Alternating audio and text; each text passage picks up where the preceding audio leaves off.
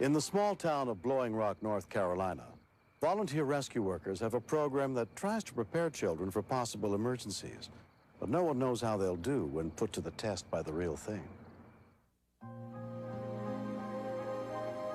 On a cold night 2 weeks before Christmas in 1990, 12-year-old Crystal Darby was babysitting her 4 younger brothers and sisters, while her mother and father were working on a new home just down the road.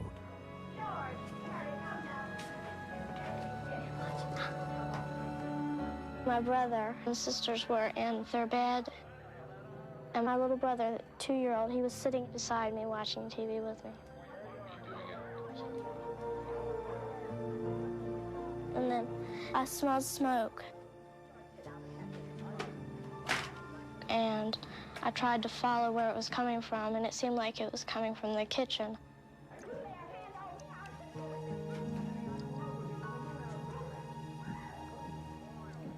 I saw something, but it was just a little bit of smoke, and I just thought it was a blown fuse. So I went back and sat down to watch TV some more.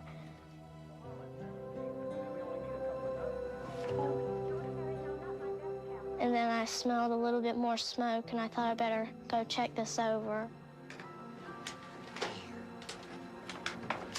I looked, and it was coming out of the cracks of the wall, out of the corners of my dad's bedroom right beside the kitchen. I thought it was something with the cords, the electrical cords. Well, I just walked over to my dad's room, and I saw smoke coming out from under the door. I only looked in there for like 2 seconds and closed it back up, but the door was hot. I shouldn't have opened the door. And then it was dead, the TV. And so I thought maybe I should call my mom. It wouldn't work. I thought, oh my gosh, the TV's dead, the phone's dead. James! There was something bad wrong. James, wake up! James! I tried to wake up my brother first. Oh. He wouldn't wake up. Got to. Guys, wake up. My sisters woke up immediately. Wake up, there's a fire. James. I just said, I think there could be a fire, and you need to help me wake up James, okay? Come on, let's go. Wake up. Come on, wake up. What's wrong? It's a fire. Get out. By then, the house was filled with smoke. Go, Alicia, go. Go on out, Alicia. I was nervous, shaky. Come on, we gotta get out. I was just trying to be brave and not panic. I learned in school that if you're panicky, it's just going to take longer.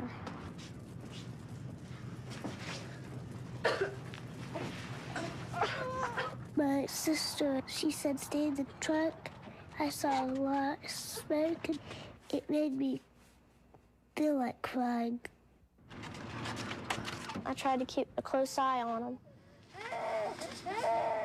But my brother, James, he ran. I said, James, come on out. Dad isn't here. James! I heard a thump. Come back, James! I didn't go in after him. I wouldn't take the risk, but I didn't know if he would come out or not. James! James! James, come back! James! When he came back out, I said, James, don't ever do anything like that to me again. It was scary. I really loved that house. I felt scared it was going to catch on fire.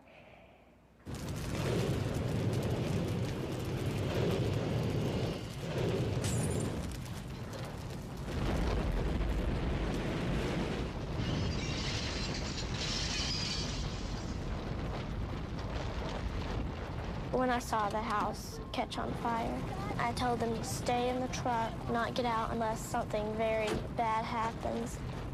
And then I ran down the quickest way to my other house.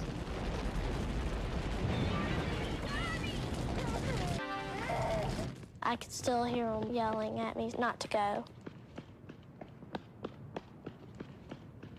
Mom! Mom! Mom! I said, Mom, the house is on fire. Go get my brothers and sisters. Do everything you can. And she said, call 911. Blowing Rock 911. The first thought that I had was that the kids could be in the house. James! I didn't see the kids. The 4 children were no longer in the truck. The whole house was ablaze, and when I could hear them screaming, I thought they may be inside burning and screaming. Attention, Blowing Rock firemen. The Blowing Rock Fire Department was immediately dispatched to the scene.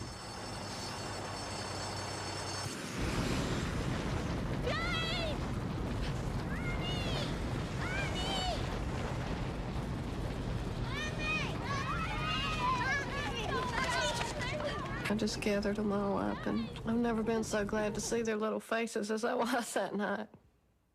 I was just thinking what would have happened if she had come and got me first. Because when I got up there wouldn't have been any way to get them out.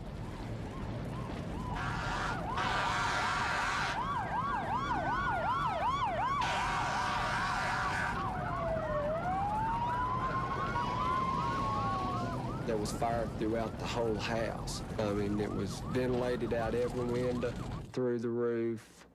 Nobody could have survived it.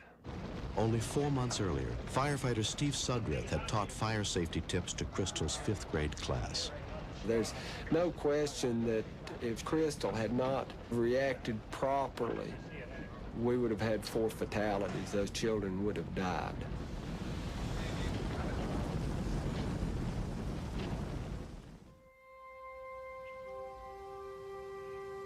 Every year in the small town of Blowing Rock, firefighters volunteer their time to teach fire safety to school children. Good morning. Good morning. Well, it's that time of year again. It's Fire Prevention Week, and I wanted to see what kind of progress we've made so far. How many of you have... Firefighters Steve Sudreth and Angela Grider had both helped to put out the fire at Crystal's house. I love working with the kids, something I'm good at. If I thought if I could get through to one person, one child, that was worth it. Why should we sleep with the doors closed in our bedrooms? Yes, ma'am. Because of the smoke. The smoke, that's right. That smoke is what kills. They should know their exits, how to crawl out of the bed, stay low, and crawl on the floors because there's the poisonous gases. Smoke is up high and the fresh air is down low. You should feel the door. If it's hot, don't leave that way. Does everyone have a meeting place? And get out quickly, have a meeting place, and don't go back into the house. Let the firefighters do that, because chances are you would be another victim that they would have to rescue.